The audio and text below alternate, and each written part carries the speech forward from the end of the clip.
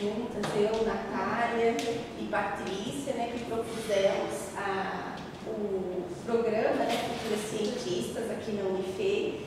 Quero dizer que é um prazer enorme ter vocês aqui. Espero que vocês estejam gostando. Peço desculpa pela minha ausência nesses 2 dias. Eu tive um problema familiar. Na verdade, nem foi um problema, mas eu tive um compromisso familiar. Então, não pude estar com vocês aqui. Mas quero dizer que é um prazer enorme. Espero que vocês estejam gostando. E eu sou professora de Química, eu trabalho com Química da Água, eu trabalho com tratamento de efluentes. Então, eu falo que o meu laboratório, tudo que causa câncer, tudo que é fedido, tudo que é escuro, vai para o meu laboratório e a nossa grande alegria é transformar isso numa água limpa ou numa água que pelo menos possa ser usada para lavagem de coisas e algo assim. Então, teoricamente, eu sou uma cientista do ambiente, tá? A robótica não é muito a minha prática, do jeito que está sendo apresentado para vocês, mas eu sou uma usuária da robótica, né? Então, a gente desenvolve muitas análises para testar se o efluente que a gente tratou, ele está jóia, se a gente conseguiu destruir a molécula que é causadora de câncer, ou que é causadora de algum problema, né, para o ambiente. Então, eu uso muitas análises para fazer isso. E nessas análises, a gente usa a robótica, tá? Quem faz as análises hoje são os braços robóticos que pegam a amostra e colocam dentro dos equipamentos. Então, isso é o mais próximo. E por que nós escolhemos a robótica, então? Porque eu acredito muito na robótica, eu acho que é o nosso futuro, ou melhor, já é o nosso presente, então nós meninas não podemos ficar fora disso, né? Nós temos que saber sobre robótica, né? Já que isso cada vez mais está dentro da nossa vida, tá? E eu escolhi a robótica também porque eu tenho um projeto social chamado Semeando Cientista, e dentro desse projeto a gente ensina crianças de 4 a 14 anos como utilizar a robótica, tá?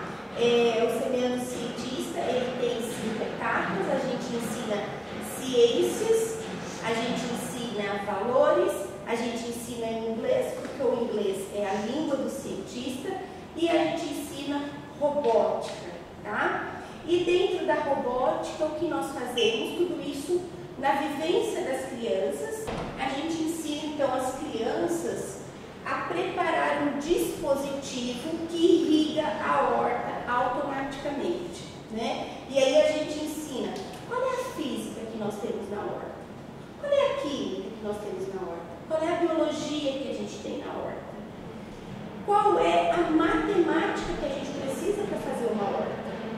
E o nosso quinto ponto, então, é desenvolver sequências didáticas para que os professores possam usar aquilo que nós estamos testando, né, como projeto piloto, lá no Centro de Apoio Nossa Senhora do Sagrado Coração, a Granja, como é conhecida aqui em Itajubá, para que outros professores do Brasil inteiro possam utilizar essas atividades também.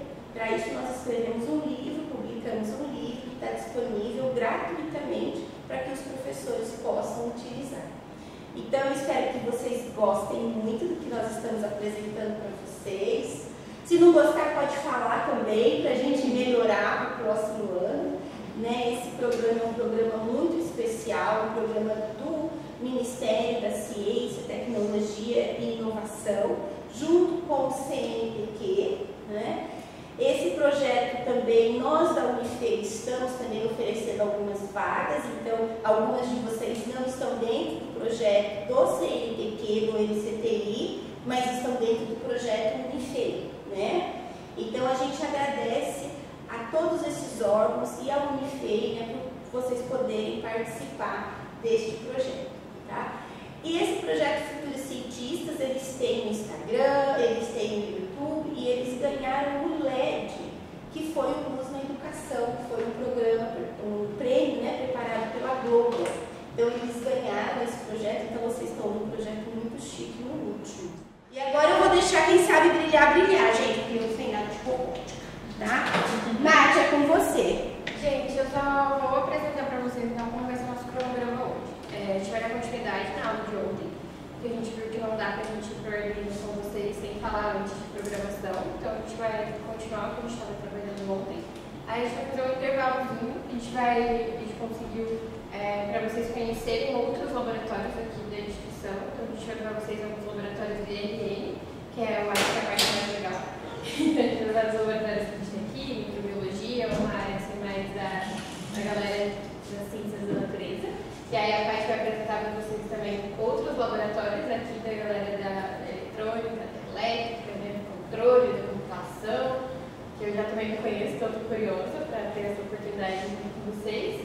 E aí a gente começa depois nesse tour pela Unifei com a programação. A gente vai fazer uma revisão que a gente viu ontem, e aí a gente vai fazer uma outra parte que a gente não fez, que é a análise do PWM com a velocidade do motor com o osciloscópio. A gente não fez ontem, né?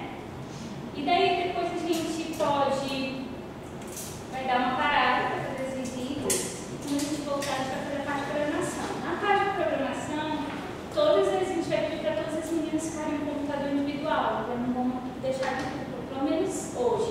Amanhã a gente volta mais grupos, porque aí eu preciso dar uma introdução de programação, claro. Não vai ser nada muito profundo, não tem como, né? Porque é um curso que ia levar muitas horas e tudo. Então, assim, mas para vocês terem uma noção, que aqui o objetivo é a gente dar uma noção para vocês, um iniciozinho, e depois, quem gostar da área, se interessar, pode piscar. Eu vou dar, assim, vários caminhos para vocês. Hoje a gente vai trabalhar na parte de programação com um software que é da Google, e ele é disponível gratuitamente, né? Tem aplicativo, então para quem quer trabalhar a programação, vocês trabalhar com seus alunos na escola, isso é fantástico, né? A galera de física, eu lembro que eu tinha uma disciplina extracurricular, disciplina de xadrez. Então a parte de trabalhar a programação isso é muito importante, principalmente na área de exatas, né? Não só na área de exatas, mas em todas as áreas. A gente é como trabalha o nosso cérebro para ter um pensamento mais crítico, né? Pensar melhor. E algo interessante é isso, né? Porque hoje a gente vê que a internet é uma bênção, mas também é ruim, né? Porque já tem tudo pronto e a gente não quer pensar. Então, assim, é importante a gente pensar também e fazer do nosso jeitinho. Então, assim, dúvida, gente, vocês podem perguntar. Às vezes a gente olha assim, a universidade fechada, a universidade é super aberta, né? Então, assim, procurar professor, procurar ideia e montar parceria, né? A gente até brinca, porque aqui no nosso departamento, de engenharia, a gente tem muito kits, muito materiais antigos. E aí eu já li que eu falei, professor, como assim tá parado? Vamos doar isso. Eu disse, Patrícia, pode doar? Vamos fazer um projeto numa escola pública aí e eu dou esses kits tudo. Então, assim, a gente precisa que alguém queira assumir algum professor. Porque eu, por exemplo, como eu dou o trabalho, posso dar o treinamento, o curso gratuitamente, mas a gente precisa que alguém coordene, esteja os alunos para receber isso, né? E administrar isso, porque todo material que sai daqui a gente faz uma doação. A gente não simplesmente, ou a gente doa ou a gente faz descarte, mas tudo de forma legal, né? A gente não pode simplesmente, eu tenho isso aqui, eu vou te dar.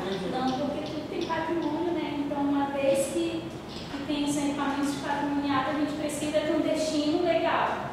Então, assim, a gente, por exemplo, aqui em eletrônica, eu tenho vários kits em eletrônicas antigos, que a gente não utiliza mais na universidade, mas que dá para ser aproveitado no ensino para você de rede pública, uma disciplina extracurricular dentro da sua disciplina de física, por exemplo. E aí, dentro dessa disciplina, da parte que a gente viu aqui, de lei de Ohms, né, a parte de eletricidade e eletromagnetismo, que vocês veem em física 3, continuando.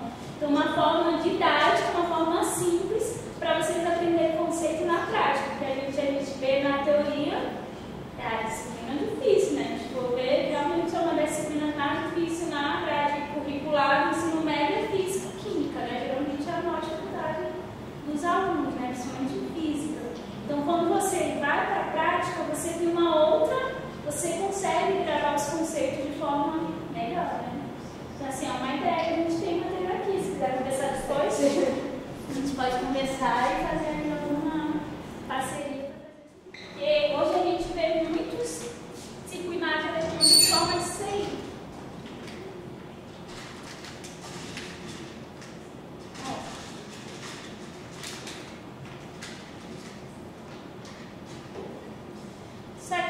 Gente, essa caixinha preta aqui que vocês estão vendo é o famoso circuito integrado. Existem nesse circuito integrado vários circuitos eletrônicos, ou seja, transistor, diodo, resistor, tudo dentro dessa caixinha preta, ou seja, um circuito que a gente montou aqui, ele, tipo assim, 4 circuitos dele dentro dessa caixinha preta.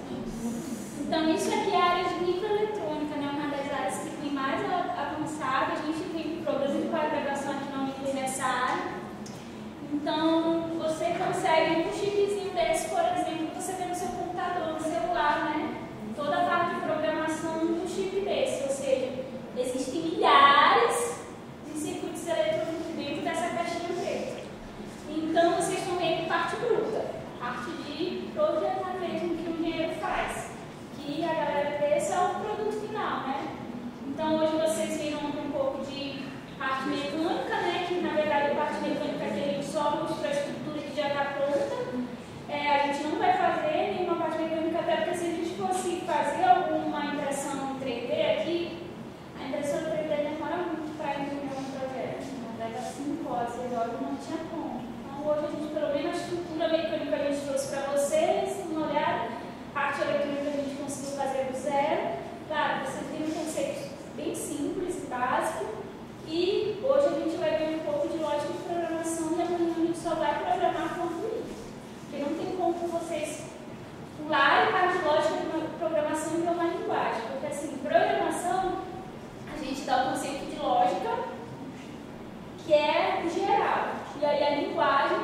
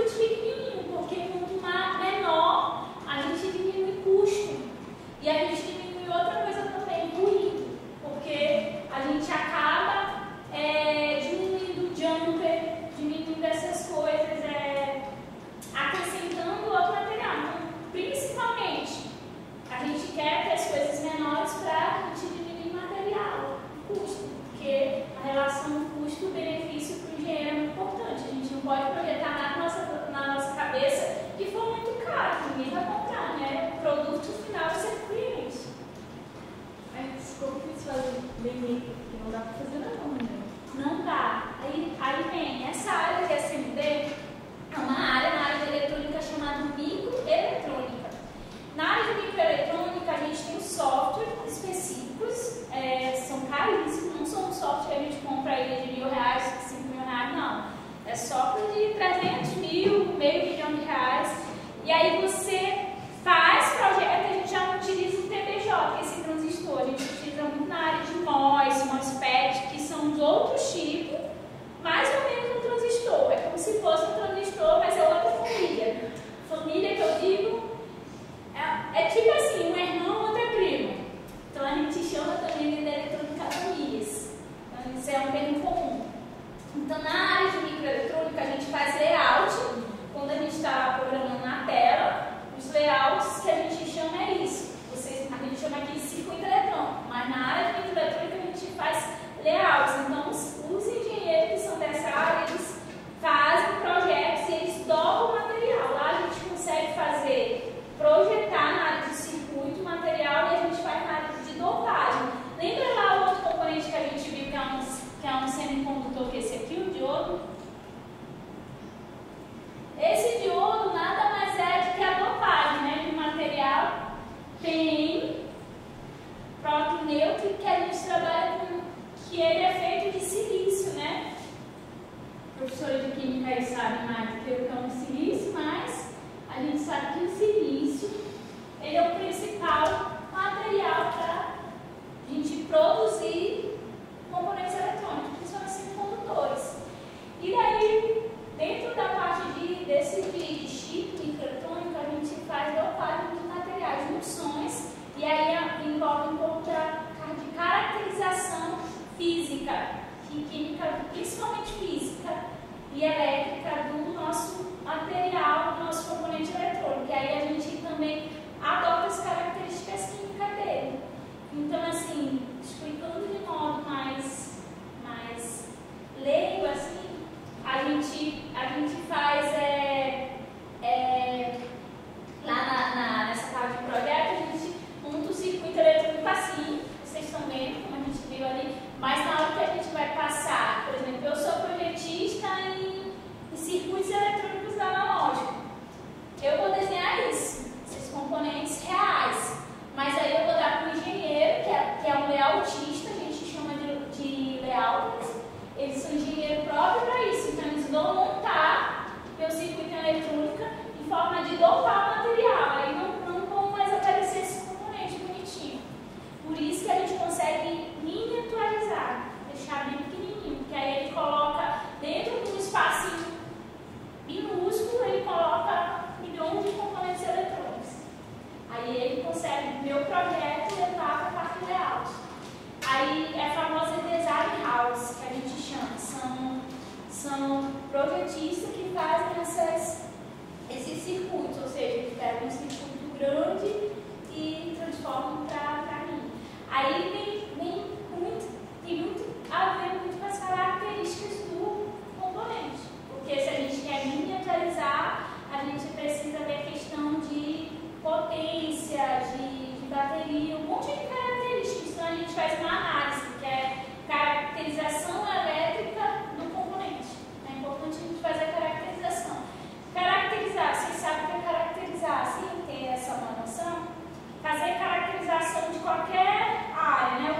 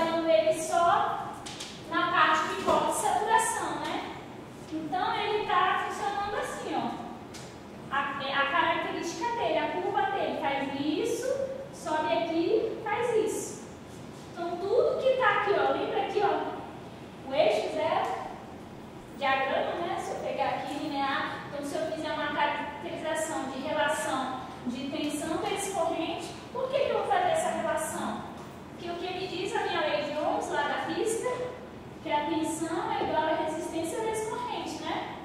Então eu vou fazer análise desse meu componente em relação à tensão e à corrente dele. Então aqui, ó, quando a gente está na área de corte, tudo que está aqui, ó, é como se tivesse desligado, né? Aí a gente vai trabalhando componentes, que são uma característica que já desenvolveram físico, né? A galera fez isso lá atrás. Aí ele sobe. Essa região aqui, ó, a gente chama de região linear. Nessa região aqui é uma outra área da eletrônica. Talvez é uma das áreas que a gente mais trabalha com diversos dispositivos. Na indústria e tudo, a gente trabalha muito mais na região linear. Por exemplo, um som que vocês têm no celular, quando a gente liga o som, a gente está amplificando, né? Então, na parte de amplificação do som, a gente está trabalhando geralmente na área linear.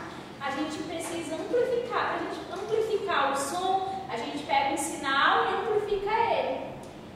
Ou seja, amplificar a gente está aumentando, né? Falando de modo mais grosseiro, aumentando o volume, né? Essa parte de amplificação linear é a mesma coisa que um componente. Aí a gente já usa um amplificador linear.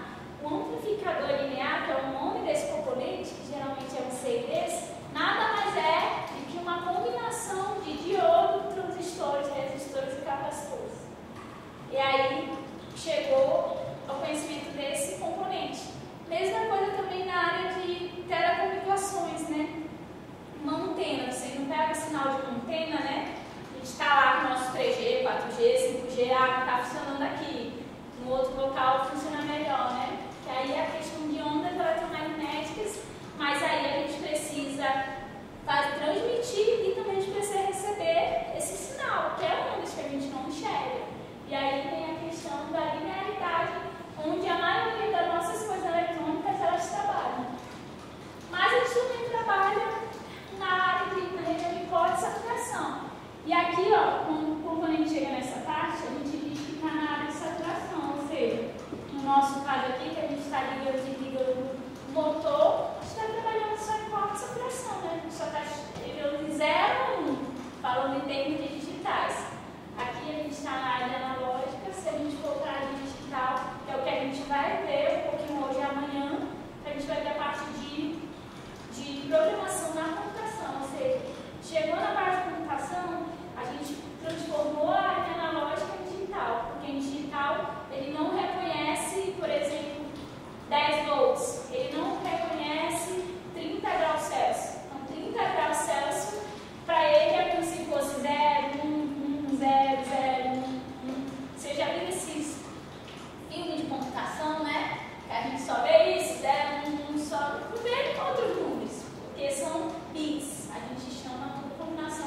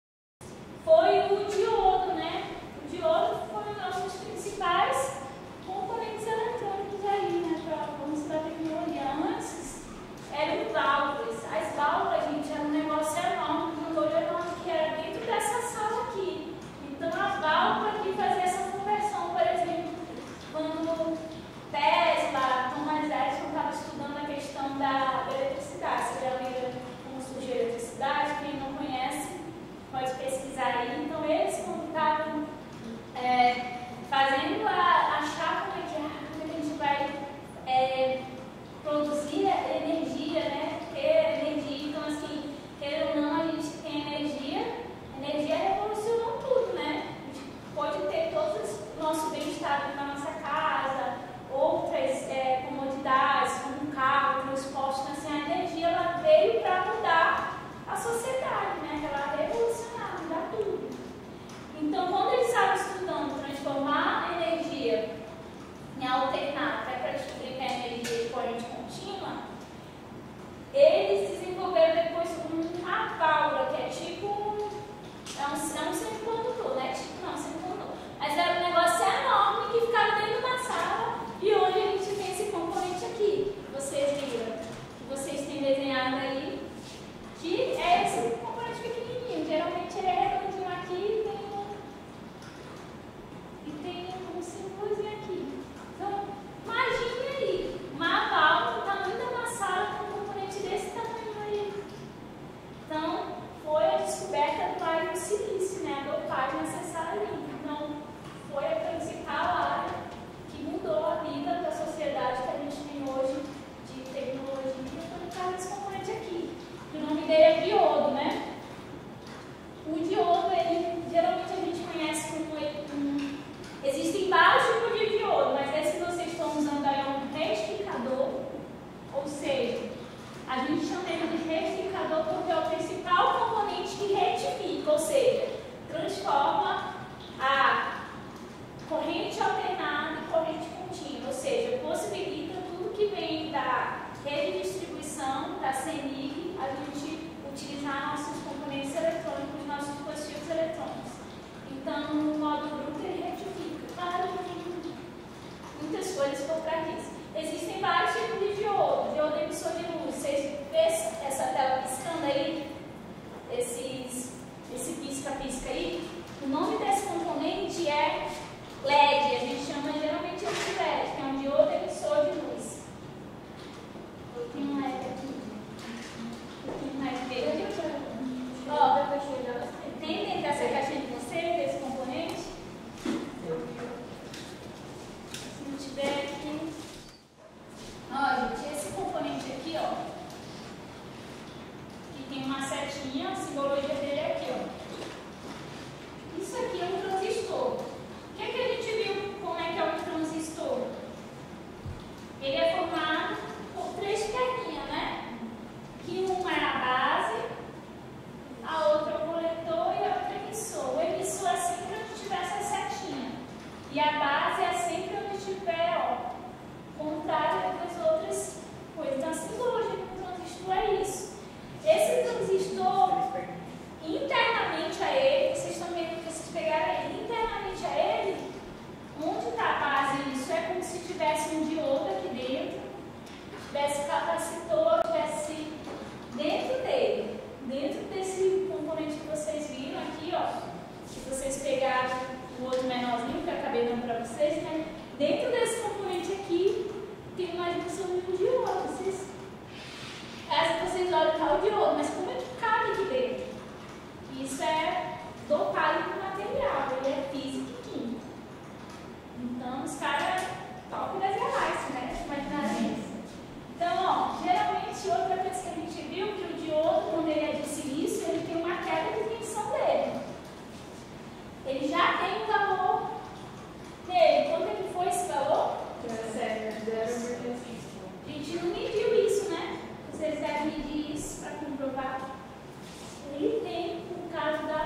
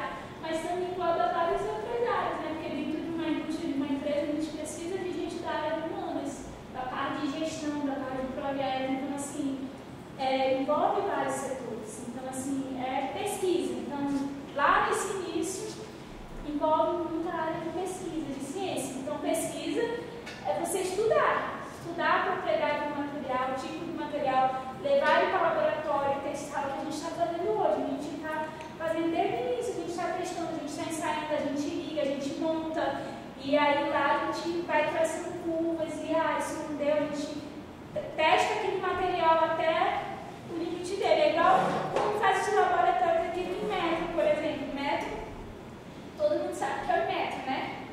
Que é um certificador, um instituto que garante que aquele meu material ele é válido no país. Por exemplo, um brinquedo.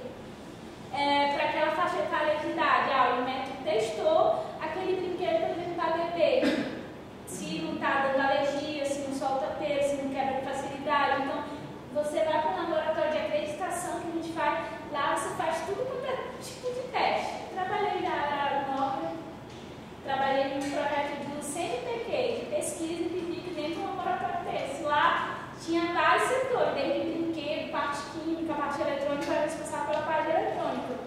E a gente faz ensaio de tudo. A gente faz ensaio de televisão, de coisas do polo industrial em Manaus, que eu era jovem, a gente testava tudo, a gente testava até a tela.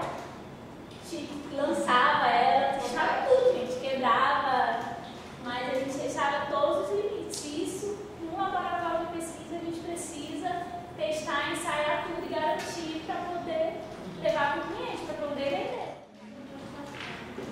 Gente, esse vídeo que ela achou, ele vai mostrar, acho que essa não está em português, acho que é mais interessante, vai mostrar a história da tecnologia, o Vale do Silício, porque ele é tão importante. Pois é, foram vários os comentários já, pedindo a história de uma das regiões mais influentes em toda a indústria, o Vale do Silício. Você vai saber a origem, onde exatamente ele se localiza, como ele criou essa região. Antes, deixa aquele joinha no vídeo, porque a pesquisa mais vídeos como esse para ser avisado exatamente. Não existe uma fronteira oficial, já que esse território é um nome informal. O que podemos classificar como Vale do Silício é uma região inteira ao sul da área da Baía de São Francisco, no estado norte-americano da Califórnia. Ele concentra regiões como os condados de Santa Clara e São Mateus, parte do condado de Alameda, região de Scotts Valley, lá em Santa Cruz. Vários locais de lá tem Vale, que é a região bem mesmo nessa altitude. Então a adoção dessa parte foi bem provavelmente. Já a outra é do silício, que é um material primordial de microprocessadores de eletrônicos, que até hoje é trabalhado por muitas das máquinas por lá. O silício é um elemento químico semicondutor muito presente aqui na Terra, mas normalmente encontrado em compostos de minerais que estão na areia, não em formato puro. Por isso, ele precisa passar por um processo de extração, purificação e moldagem, que não cabe trabalhar aqui nesse vídeo, mas resultam nos tecidos integrados que conhecemos hoje e que estão em falta de local de mercado. A região do Vale do Silício tem esse nome por concentrar faz décadas várias sedes de empresas de tecnologia, sendo local de origem de escritórios, de pequenas startups por grandes fábricas, ter representantes de empresas de capital de investimento e também ser um território de universidades, com pesquisas, cientistas e estudantes, ajudando a alimentar essa indústria. Só que nem sempre foi assim.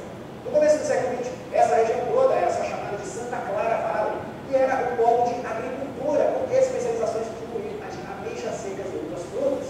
Ao mesmo tempo, por ser uma região portuária de vales, como o nome sugere, ela era procurada para a instalação de testes de equipamentos de comunicação via sinal de rádio ou telégrafo, além de estocar materiais do governo. Fora esse interesse presente, a região tem como uma das grandes instituições a Universidade de Stanford, que foi fundada em 1885. E tradicionalmente é um local focado em ciência e engenharia, formando muitas mentes criativas importantes para o setor da tecnologia.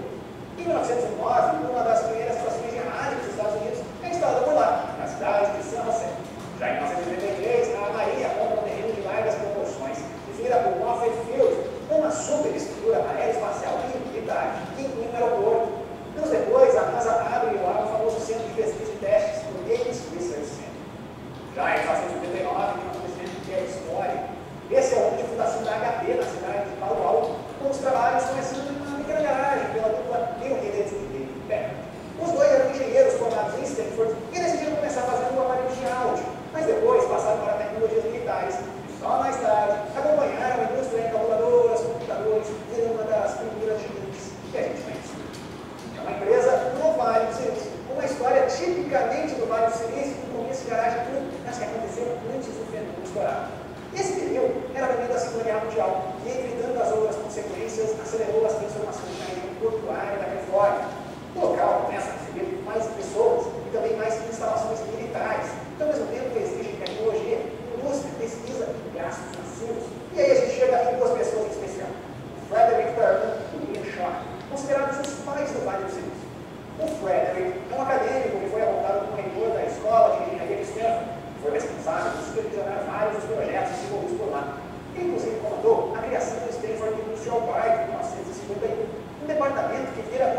parte e começa a atrair grandes empresas que estavam em outras cidades, passando um serviço de berço para marcas que surgiriam dali para frente. Já o menino era confuso, mais voltado para a indústria. Ele integrou o trabalho da LED e até participou do time em 1947, inventou o transistor, componente que amplificava o sinal elétrico e revolucionou a tecnologia, ao permitir a miniaturização de equipamentos. O Shockley sai do LED lá em 1956 para abrir a sua própria companhia, a Shockley Semiconductor. Mas ele decide fazer isso não na cidade sede do laboratório em Nova Jersey. Ele vai para Mountain View, que é perto de onde ele nasceu. Mountain View hoje é mais conhecida por celular.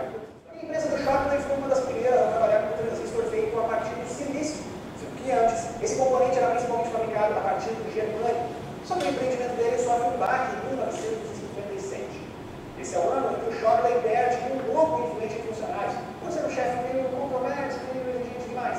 Em um episódio ficou conhecido como os 8 traidores. Os rebeldes abrem a Fairchild, que virou uma gigante dos semicondutor e revelou grandes empresários. Saiu de lá também a dupla Gordon Moore e Robert Noyce, e depois fundaria uma Intel, além do Sherman Fairchild, que deu o nome para a companhia. Com ações daí bem quebradas, o Sherman consegue investimentos para fazer a região bombar. A Fairchild fechou vários contratos não só com instituições privadas, mas também com o governo, a NASA, o Departamento de Defesa e outros órgãos que estavam gastando alto, agora por causa das políticas tecnológicas da guerra. Nesse período, cidades como Palo Alto e Mountain View viram polos e locais de moradia para esses funcionários e estudantes. Muito desse pessoal, e depois os filhos e os netos deles, foram estagiários ajudantes e estudar em Stanford, e quem sabe depois fundaram o próprio negócio. Ao mesmo tempo, empresas de capital de risco começaram a surgir na região para financiar os projetos em fases iniciais, identificando ali, pescando o tanto de oportunidades surgindo. A rodovia Sand Hill Road ficou famosa, inclusive, por ser o caminho da maioria desses escritórios. Em 1969, um certo projeto de conexão entre universidades e centros militares para compartilhar documentos entre o ar é a ARPANET, a precursora do que hoje a gente chama de internet. Esse tema foi de vira um dos 4 primeiros nós desse sistema. No seguinte, em 1970, outro grande passo. A Xerox abriu um laboratório de pesquisa chamado Xerox Palo Alto Research Center, o BART, que vira o berço de várias tecnologias que foram aproveitadas comercialmente há alguns anos. Ótica, cara, o padrão da internet, conexão, a interface gráfica de navegação de computadores, o mouse e muitas outras. Já em 1971, o jornalista Don Haffner escreve um relatório para a Electronic News sobre a indústria de semicondutores dos Estados Unidos e usa pela primeira vez o nome Vale do Silício, que ele diz ter ouvido em uma conversa informal com uma pessoa do mercado. Mas essa é a primeira vez que o termo aparece no escrito e aí se populariza. Ao longo dos anos, muitas companhias foram fundadas na região do sul da Baía de São Francisco, quase todas já com episódio próprio aqui no nosso quadro. Claro que não dá para citar absolutamente todas as empresas sediadas no Vale do Silício, mas olha só algumas que apareceram mais ou menos no mesmo período. Em 1972, nasce a Atari, por Nolan Bushnell e Tess Daniel, na cidade de Sunnyvale. Essa foi uma das primeiras gigantes norte-americanas do setor de fliperamas e depois de consoles domésticos. Em 76, uma garagem de Los Altos serve de primeira fábrica para a Apple, onde Steve Jobs e Steve Wozniak soldaram na mão as primeiras unidades do Apple. Lembrando que o Jobs foi um aluno que largou o Stanford, mas voltou lá décadas depois para dar aquele famoso discurso de formato. Já em 77, nasce em Santa Clara a Oracle, enquanto a Adobe teve a primeira sede também em Los Altos, de iniciativa de Charles Cashin e John Barton. A partir daí, mais empresas vão surgindo e ampliando a força da região. Depois que parte do mercado estava estabelecido no local, as outras empresas foram nascendo automaticamente por lá, para aproveitar a proximidade, os contatos, os alunos de Stanford e por aí vai. Na década de 1980, tivemos mais uma leva de fundações de empresas de computador pessoal de semicondutores, como a Sun Microsystems, nasceu em Stanford em 1982. Já nos anos 90, aparecem as várias empresas de internet, com a chegada das conexões comerciais. Pode colocar na conta do Vale do Silício marcas como eBay, Yahoo e Google. Só que nem todas deram certo e essa empolgação deu uma leve freada. No ano de 2000, a bolha da Internet Explorer faz várias empresas como competirem por dinheiro de uma hora para outra. Esse episódio é bem curioso, também já foi contado aqui no canal e fez muita gente ser mais cuidadosa. Nos anos 2000 e 2010, a força da região continua. Várias startups, em diversos setores, serviços surgem, incluindo as atuais gigantes como Facebook e Uber. Várias delas viraram rapidamente as chamadas unicórnios, que são aquelas avaliadas em mais de $1 bilhão. E tem gente que faz turismo pela região, simplesmente para passar na frente das sedes da Apple, Cupertino ou da Google, você viu? Só que olha, vale falar de outra coisa. A região vai crescer absurdamente. mas isso cobrou o seu preço. A moradia e o custo de vida aumentaram muito na região, o que prejudicou parte dos moradores antigos e também os funcionários dessas empresas, que não são executivos super bem sucedidos. A oferta de casas e apartamentos é cada vez mais baixa, o valor do aluguel altíssimo, uma pequena movimentação de empresas, abrindo filiais em outros pontos dos Estados Unidos, com gente simplesmente querendo sair desse ritmo louco do Vale do Silício, começou nos últimos anos e pode se intensificar daqui para frente. Mas nada disso vai tirar a fama ou a importância da região. Deve continuar nos corações. Para saber mais sobre a história do Vale do Silício, a principal fonte do livro The Code, da Margaret Pomara, infelizmente por enquanto já está disponível em inglês. Mas para se divertir, eu vou indicar duas séries. Uma é How to Catch Fire, que é um drama histórico que mostra a evolução do mercado de computação